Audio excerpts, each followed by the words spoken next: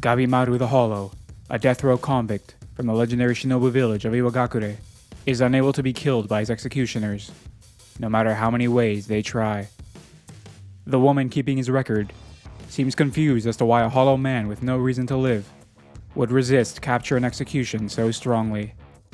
Eventually, she takes it upon herself to grant his death wish, and executioner Yamada Simon Sagiri prepares to decapitate the young shinobi. After witnessing him intently dodge her attacks, she says she believes his wife is his reason for living, despite him previously stating the opposite on the record. Gabimaru thinks back on his memories with her, about how the reason he was captured is because his father-in-law, the chief of Iwagakure, would not allow him to leave the village with his daughter in search of a peaceful life. Sagiri then gives him a chance to live that life, when she unveils an official pardon from the shogun for all his crimes. To receive it, he must head to Shinsenkyo, or Paradise, and retrieve the immortality-granting elixir of life, a mission nobody has ever returned from. In One Piece. Tempted at this one chance to live a peaceful life with his wife, Gabimaru accepts, and after exhibiting his ninjutsu to take out the guards, he and Sagiri head to Edo. When there, dozens of blindfolded death row criminals are gathered in front of the shogunate to hear their instructions. After hearing their basic objective, they feast their eyes on the only survivor from the island's recent expedition team. Then, after being told to reduce their numbers before they set out, a bloodbath ensues. Gabimaru isn't too keen on killing needlessly, but after his attempts at talking it through fail, the hollow within him emerges, and he rips apart criminals like scrap paper. The beach stained with blood, 10 criminals remain standing for the expedition, and each are assigned an assignment executioner to ensure they are kept in line. Speaking of kept in line, apparently Iwagakure's chief acquired some elixir long ago that made him immortal. As soon as they arrive on the island, Gabimaru is attacked by one of the other criminals, and after tying his hands together, he begins what some may call a fight, others a slaughter. Sagiri wants him to follow the rules and keep his hands tied. That's retarded. Almost no time has passed since the boats landed ashore, and already many have died, with Gabimaru eager to add Sagiri to that list. Whilst fighting her, he is torn between the ruthless teachings of his chief and those of his gentle wife, and ultimately, his wife's influence wins out when he refuses to kill his executioner. Sagiri observes his internal struggle and is willing to overlook his crimes and ease up on the rules if he promises to stay true to his emotions to reclaim his life. Across the island, insects and strange creatures begin to surround the various intruders. Gabimaru is forced to use his ninjutsu to fight them, and gives in to his emotions to come to Sagiri's rescue. Yamada Simon Genji finishes off the final creature, and he arrives with his peer Senta, along with his criminal, the Kunoichi Yuzuriha. Genji's criminal was killed by Yuzuriha, so he accompanied her, for protection. Uh-huh. The seductive Yuzuriha offers Gabimaru her information in return for his strength in order to team up, and eventually, the Hollow agrees. Meanwhile, Sagiri faints from some poison, whilst mulling over how useless she's been. When she wakes up, the group have a meal, whilst going over everything they know of the island. Many of the statues and creatures represent Buddhist and Taoist iconography, whilst the flora resemble species found on the mainland, and the monsters lack reproductive organs. So where's the elixir? I don't know. Genji later approaches Sagiri, and suggests she take a boat back to the mainland, citing her limitations as a woman, for the reason she is unable to fulfill her duties. Meanwhile, Yamada Simon Tenza feels his criminal Nudagai deserves to live, so he attempts to row back to the shogunate's ship, only to find it destroyed. The duo are then attacked by sea creatures, and Nudagai is willing to accept death to atone for her innocent role in the massacre of her village. But Tenza manages to convince Nudagai to fight, and the two make it back ashore in one piece, though the samurai gets flustered when he finds out this little boy is actually a girl. Bow, bow, bow. Bow, bow, bow. Bow, bow, bow. Bow, bow, bow. Keep that in, maybe. That night, Gabimaru surprises Sagiri with his concern for her health, before he convinces her that she's strong, and he's never wrong about that. The next day, with newfound resolve, Sagiri tells Genji that she's going to live life her way, not how others decide she should live, a sentiment he does not share. But before he pisses off feminists even more, he is attacked by the criminal Rokurota.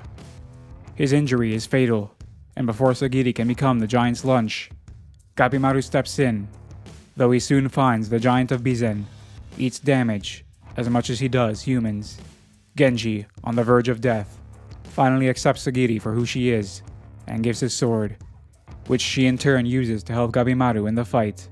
Sagiri capitalizes on the burning forest courtesy of Gabimaru by slicing the kneeling giant's head clean off, for the first time, without any fear or doubt in her blade. Gabimaru and Sagiri soon catch up to Senta and Yuzuriha, who distance themselves from the burning forest and find them staring at what seems like an abandoned village.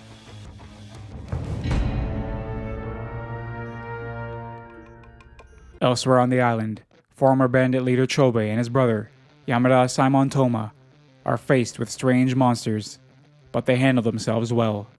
Toma became an Asaimon within a month to rescue his brother from execution. Chobe then fills up on the monster's blood, and once he's had his fill, the brothers stumble into a very intimate meeting between two lesbians. One of them transforms into a male before their very eyes, and though Chobe lands a lethal blow, it regenerates in mere moments, then returns the favor, and tosses the incapacitated brothers in a pit to become tan. You'll learn what that is later. Our main group find they are being watched by a little girl, and Gabimaru chases after her, whilst Yuzuriha deals with the tree protecting the girl. The girl protects herself with a mysterious power unbecoming of a little girl, and Gabimaru retaliates, though she does respond like a little girl when she finds herself tied up. He lets her down, and Sagiri comforts her. Then the tree requests that they return the child to him, in return for information on the elixir. He takes them back to his village where, after a bath and some refreshments, he gives an exposition on the island. He reveals that this place truly is Shinsenkyo, where the gods live, and that the elixir of life, or Tan as they call it, is present in the island's center called Horai. Though he has never seen it, the Tensen, eternally beautiful and powerful beings, who kill all trespassers on the island, are proof of the elixir's existence. The tree's name is Hoko, and the girl's name is Mei, and they've been raised on the island for centuries. Tenza and Nurugai stumble upon one of these Tensen, and after witnessing its immortal body, they run. Tenza's master Shion runs into them and helps them temporarily escape. Then he's convinced by a student not to execute Nurugai. The trio are found by the Tensen again, and Shion has his throat sliced, leaving Tenza on his own in the fight. He stands up to the Tensen alone, thereby repaying his master for elevating him from the slums and training him into a respectable samurai. Aware they stand no chance, Shion uses the opportunity a student affords him to grab Nurugai and escape, leaving the young samurai to the fate he's accepted. Back at the village, whilst everyone sleeps, Gabimaru decides to head into Horai to find the elixir alone, though unbeknownst to him, someone is watching his back. I think she likes him because he complimented her scar. The shinobi reaches Horai, but before he enters, the same Tensen that killed Tenza arrives, though it seems tired of fighting. Yet once Gabimaru mentions the elixir, it shifts into attack mode, and neither snapping its neck nor setting it on fire seems to faze it. He takes many lethal blows, but manages to overcome its regeneration with its sheer volume of attacks. But just as he thinks it's over, the Tensen's body sprouts into a ginormous flower, and prepares to kill Gabimaru after withstanding his last gasp attacks. But before it can do so, Mei stands in its way, and uses her power to escape with him. Do you two know each other, or...? When the group back at the village awaken, they head out in search of their missing comrades. Hoko tells them that there may have originally been one hermit on the island, who became a god and split into 7 parts, which now rule the island as the Tensen. Hoko used to look human, but everyone on the island eventually become trees and take root, praying cross-legged in front of the Horai, where their souls are invited after death. Gabimaru awakens next to Mei, and he is immediately confronted by the Blade Dragon, Tamiya Gantetsusai, along with his Asaimon Fuchi.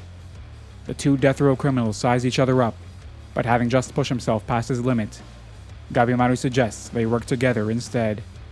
He tells them of the Tensen he faced, and when Mei wakes up, Gabimaru is shocked to find she's grown up. He wastes no time in asking her the secret of the Tensen's power, and she does her best to explain Tao to them, though it's clear that the island could use a better education system. Across the island, the survivors simultaneously face attacks from Soshin. This allows Nurugai a chance to learn from her new master Shion, who has sworn to avenge Tenza's death. Meanwhile, Shobe manages to make it out of the death pit with his brother on his back, and they are immediately confronted by a Doshi, who follow orders from the Tensen.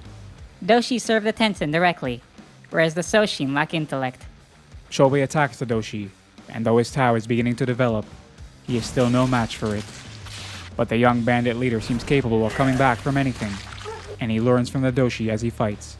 Then, with his Tao greatly increasing, he kills it. Though it seems he's slowly beginning to transform into something else, which his brother takes note of.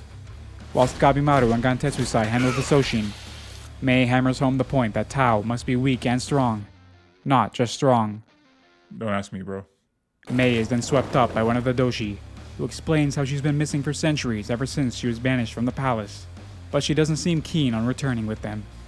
Gabimaru stands between her and the people who want to use her for sex. Whoa, where'd you get that from? Oh, sorry, I skipped ahead. Let me explain. The Doshi train in Tao, and there are 5 steps to mastering it. The final step is called Bochujutsu, which requires a partner to perform, so that yin and yang ki can circulate between them and heighten their Tao. The Tensen are the only ones who possess both yin and yang ki within themselves. But the Doshi, who possess only yang ki, must have a female partner to perform Bochujutsu. That's where Mei comes in. She's got some high quality yin ki, and they need her to fuck. After being scarred by the leader Rien for only having yin ki despite being of the same origin as the Tensen, she escaped from the Horai centuries ago. This disgusts the humans, and they attack the perverted Doshi. Then with Mei's help, Gabimaru manages to unlock the secret of Tao, and he makes short work of them. Ah, strong, weak. Now I get it. You do? No. With the fight over, Gabimaru passes out, his body finally catching up with how hard he's been pushing himself. Meanwhile, Sagiri's group are the first to reach the Horai, where they are met with a friendly greeting from another Tensen. Yuzuriha immediately senses the danger they're in, but fails to escape. The Tensen, Mudan, explains that the island is simply a place for them to conduct experiments on life, meaning everything about souls entering the Horai is complete bullshit. Yuzuriha escapes Mudan's wrath, and it notices her aptitude for Tao, which it later sees in Sagiri as well, when it's rendered unable to regenerate from her attack. The combination of Yuzuriha's ninjutsu and Senta's courage puts Sagiri in a position to slice its Tanden, the source of the body's Tao, thereby defeating it. Not long after, however, the Tensen's flower form sprouts, and Senta takes a hit for Yuzuriha and sprouts little flowers of his own. Then, just when the ladies are about to suffer the same fate, Shion makes a badass entrance to save them. Shion has developed his Tao greatly on his way to Horai, and manages to hold his own against the Tensen's Kishikai transformation.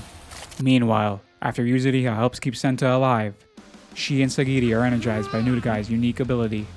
Sagiri and Nurugai then help Shion find an opening to slice its Tanden, which location he knows thanks to Senta's vast well of knowledge. So, he slashes the flower's ovule, and the Tensen accepts its end with gratification. 1,000 years being a long time to wait for a good death. Not long after, Senta also accepts his death, with the woman he admires holding him as he passes. The group then takes stock and rest in a nearby temple, reflecting on Mudan's words about the elixir not existing. Yuzuriha compounds this by questioning whether Gabimaru's chief's display of immortality was real or an illusion. Furthermore, she has doubts that his wife even exists, suggesting she is also an illusion, designed to keep him in line. What? That's crazy. Tell him, Gabimaru. Elsewhere, Gabimaru awakens, but struggles to remember where he is, who he's with, or what his purpose is. His Tao seems incomplete, something Mei notices, as his overuse of it seems to have affected his mind. Finally, with 3 days having passed since the expedition began, a new Yamada Asaimon named Shugen is being sent to the island to monitor the expedition members. Hell's Paradise Season 1 done. Season 2 has already been announced. Stay tuned for the next summary. And if y'all got any ideas for videos you want me to do, summary related or not, drop them down below, and maybe you'll see it on the channel someday. But with that being said, you know what to do. Like, subscribe if you made it this far, especially just click it. It's 2 seconds, and peace.